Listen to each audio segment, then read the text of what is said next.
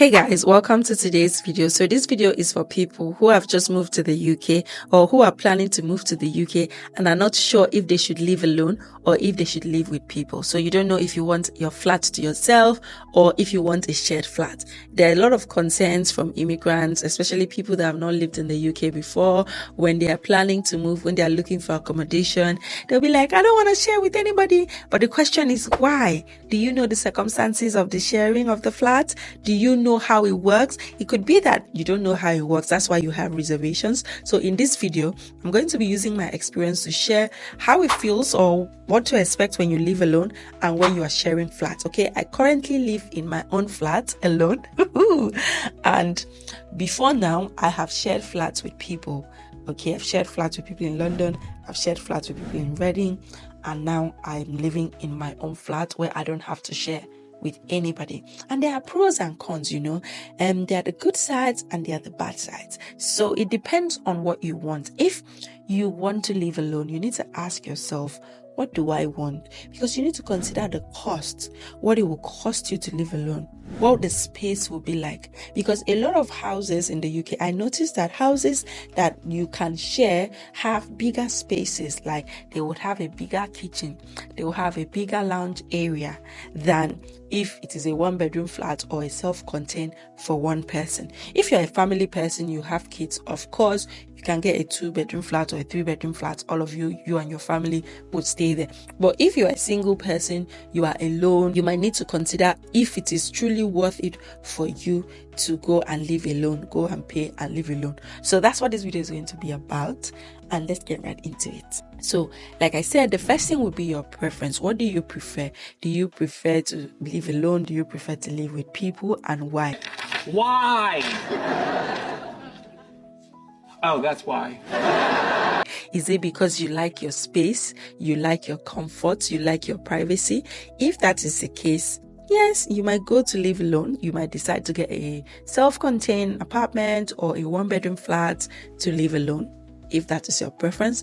But if you like communal living, you like, to be with people, you like to socialize, then sharing a flat might be your best bet, especially if this is your first time in the UK and you are looking to meet friends. Okay, and the people I shared flats with when I moved to the UK, when I was a student and when I started working, they are my good friends now. So it helps you if you like to make friends. It will help you to take a shared flat over an apartment that you have to live alone. Yeah, like I said, if you are just moving to the UK, you would like to learn some British culture, and you will not really learn that if you are living alone. Yes, your work colleagues, you would get to learn about British work culture at work, but what about personal life? What about beliefs? What about what they like, how they talk, what are they like in their comfort zone? Trust me, at work, you cannot know people's true attitudes because everybody is very demure at work, very mindful, very cutesy, very professional. So you're not like, you're just going to learn the work culture there. However, if you now after work, you are going home and you are alone at home, how do you get to learn the social culture and personal life and all of that, all the slangs that they will not use at work, what the kind of food they eat, TV programs they watch, what they talk about, how they live? Are they nice, friendly? Are they cordial? Are they tolerable? You would get to know that if you live with them. So when I lived the flatmates in Reading, it was really fun because I got to learn a lot about British culture. I got to learn about most of their history that I didn't even know, because conversations will always come up when you are in the kitchen. Conversations will always come up. You guys will be discussing, and yeah, you guys will build relationships. You guys will get to know each other. You will get to know them, and most times you can always ask them questions, especially questions about things that you don't understand. Oh, how do I get a driver's license? Of course, I have a video on this channel about how to get a driver's license in case you're looking for it. Oh, how do I register for this service? Is there any gym around me? Yes, there's Google for you to check, but you can always ask questions. I remember when I wanted to move, housemates told me that he has lived in this city before. He studied in this city. He was telling me, oh, these are the places you should find a house. These places are safe. This is what it's like living there. I wouldn't have had that if I didn't have a flatmate. He told me, okay, this is what you need to do. If you need to hire a van, they gave me options. they just support you. They're very nice. You get to know how these people are, and it helps you build strong relationships, strong connections, and you'll not be bored when you live with people. When you live alone, after work, you are just in your house. You are by yourself. I'm not saying that living alone is bad. I live alone now, and I enjoy it because I wanted it. But I would say I have both experiences, and if I would want to recommend, I would say if you're just coming into the country and you are alone, I would say live with people first. Live with people for at least 1 or 2 years, and then you can go to your shared flat. That way you have more experiences. You have better lived experiences than if you're just living alone. Okay? Because you will get to see the kind of food they eat. What are they even eating? Do they cook? Okay, what are they doing? You get to know the kind of conversations they have. You get to learn a lot about the British culture, and it will help you integrate faster into the community. Also, when I lived with people in a shared flat, they will invite me, oh, let's go out to this place. Places that on my own, I know that I will never go. But because I know I'm in their company, I'm fine. I will just go. And then, you get to learn the songs. Like if you're going to watch football, they are singing Sweet Caroline. Oh. You may not know this thing if you detach from them a lot. So you need to go, if you're living with people, your flatmates, you guys will go out together, go to pubs, go for events, go bowling. Those were the things I did with my flatmates, and you just connect with each other. You get to know a lot about the area. If they have lived there for a while, they'll tell you things. This side is safe, or these are the cheapest stores in town. This side of store will give you a discount. This one will not give you a discount. Don't buy this thing here. I bought it was not good. Buy it here. So they are very helpful and useful sometimes, and you may not have those opportunities if you are living alone. You might just be living and making your own mistakes and learning from them. But when you live with other people, you might not need to make the same mistakes, because it will probably come up in conversations and they'll tell you what not to do. And then, if you want to live alone, you need to know that the cost of living alone is higher. Cost of self-contained apartments and one-bedroom flats are definitely higher than the cost if you want to live in a shared apartment. For instance, if you're living in a self-contained or one-bedroom flat, you're going to be paying your bills by yourself, which means you're going to pay as you go, pay as you use. But if you're living in a shared flat, majority of shared flats, it is shared apartment, shared bills, and house management would collect your rent with bills included in the rent. So you're not worried about bills. You just pay your rent and you've paid your bills. And trust me, it is cheap.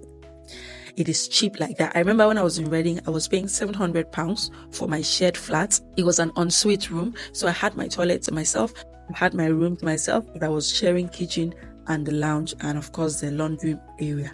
So £700 and I'm done. When I moved to living alone, after paying my rent, which is obviously more than the £700 because I now live in a one-bedroom flat, I still have to pay my electricity bills, internet bills, water bills, council tax. When you live in a shared apartment, nothing concerns you with council tax because all the bills are included in there. But then when you live alone, you have to take care of all those bills. And if you don't pay your bills, you're in trouble. So it's more expensive to live alone. And I remember when I lived with people, I was not always under pressure to go out to buy stuff because I know if I need something, I can always put it on the group chat and say, oh, please, who is going to Sainsbury? Buy this for me. I'll give you money when you return. Oh, and then if they even want to go out, they'll say, oh, I'm going to Waitrose. Does anybody need anything? And you say, oh, buy me oat milk. And they'll just buy for you. And sometimes if I don't have egg or I don't have milk or maybe butter or sugar, salt, things like that. If you run out of things, onions, you can ask somebody, you can ask your flatmate and they'll give you. And then when you buy yours, you can replace. But when you live alone, if you don't have it, if it didn't day, it didn't day. You don't know what you mean? Leave it.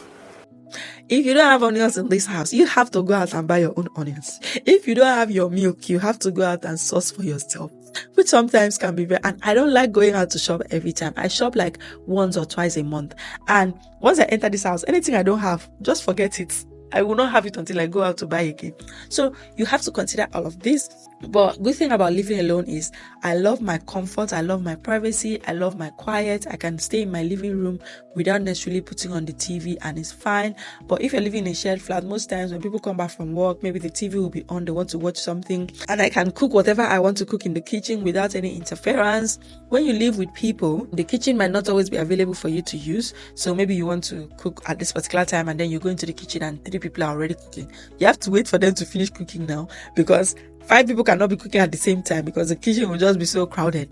Those are the inconveniences that arise when you live with people. When you live with people, I remember you might want to do your laundry and you take your clothes downstairs and you just realize that somebody is already using the washing machine. But when you are on your own, you live alone. My machine is here. If I want to, anytime I want to use it, I'll use it. My kitchen is there. Anytime I want to use it, I'll use it. I'm not sharing my house with anybody. I have freedom, like freedom to do anything I want.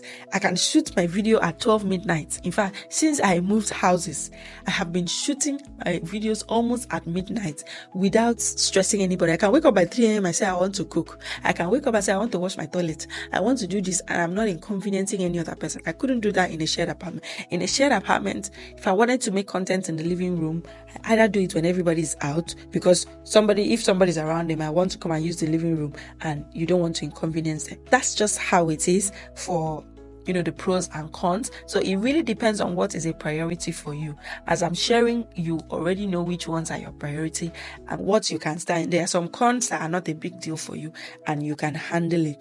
Of course, responsibility is shared in a shared apartment. If you guys are cleaning the kitchen, one person will clean. Today, this person is cleaning. Tomorrow, another person is cleaning the bins. I remember when I was in a shared flat, we shared the bin routine, or rota. I used to take out the bin, I think, every Thursday. But in my house, I have to take out my bins by myself. If I don't take it out, nobody will take it out for me. But that's also because my bin is now less. It's just me. So I'm putting less rubbish in my bin, which means I'm only taking out my bins like once a week. But in a shared flat where I share the flat with 6 people, of course, in the kitchen, the bins will be full almost every day. So you need to change it. People need to change it. People need to clean. You also have to deal with the fact that people can be messy sometimes. You might live with flatmates that are a bit messy. And if you don't like to be messy, especially for me, I don't like messy kitchen at all. If the kitchen is messy, I cannot cook. It means every time I wanted to cook, I had to first clean before I cooked. But my own house, I clean immediately after myself. I clean after myself. So if I want to cook, I don't have to start cleaning afresh. Everything is already clean. But if you're sharing, you have to manage. Some people will be clean, but I guarantee you it's not everybody that will be clean. Somebody will take something from fridge and it will drip and they will leave it there. Somebody will open their locker and take sugar and it will pour on the table. Sprinkles of sugar will drop on the table. They will not clean it. You have to be the one to be cleaning. Otherwise, you leave it like that. So you have to learn tolerance when you are living in a shared accommodation. Tolerance. Because you will go to the laundry room and realize that somebody left their laundry liquid and it poured and they did not bother to clean it. You will go to the toilet. No, if you're sharing toilet, I don't really recommend sharing toilet. But if you're sharing toilet, you know that you have to do a lot of cleaning. Clean up after yourself. And maybe in the kitchen, you go to the kitchen and realize that somebody used a pot and did not wash it. And maybe if you want to use that pot, you have to wash it. So you might want to, where I live, the shared apartment that I lived, they gave us cooking utensils. So I didn't have to buy my pot or cutleries because they provided them. But you might find out that somebody has used a pot and has not washed it. Or somebody has loaded the dishwasher and has not washed it. Just loaded it and left. Or the dishwasher has finished and nobody has unloaded it. So you have to do the work. So tolerance, you have to learn tolerance, because that's the only way you can tolerate people who are doing things that you don't like. Yes, you can like your peace and quiet, but you find out that after work, your flatmates are playing game in the kitchen and they are very loud. So you could come back up to your room and stay. If you want to, and then maybe as a Nigerian, some of our meals are very strong in the taste and the smell. If there are a lot of them in the living room, you might not want to go and cook your father's sauce that time because the smell will take over the whole place and you don't want to inconvenience people. So most times if I wanted to cook, it was going to be like weekends where a lot of people are out, and I'll just cook, take my time to cook, because because I used to bulk cook over the weekend, because I don't cook during weekdays, I will bulk cook. That means that I would be cooking for like 3, 4, 5 hours, and then they'll come and see me in the kitchen. KUSKUS, you are still in the kitchen? Yes, I'm still here. That means they have to wait for me to finish cooking. Or if somebody else, maybe 2 of us are cooking at the same time, the third person has to wait. So these are the pros and the cons. So you have to assess it and say, which one am I leaning towards the most? Which one is my preference right now? Which one, if your preference is building community, learning about the British culture, getting to know people, making friends, a shared apartment might be the best for you. But if you're not interested in all of that, you want your time, you're working from home and you want peace and quiet, you want your freedom, you can go for a self-contained or a one-bedroom flat where you live alone. But I want to warn you, self-contained flats are very tiny and their kitchens are ridiculous.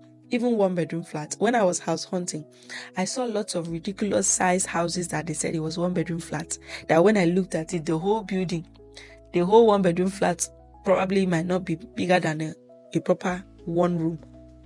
But they will say that this is the lounge area, this is the kitchen, this is the room, and by the time you look at it, it's nothing to write home about, and they'll still charge you for a one-bedroom flat.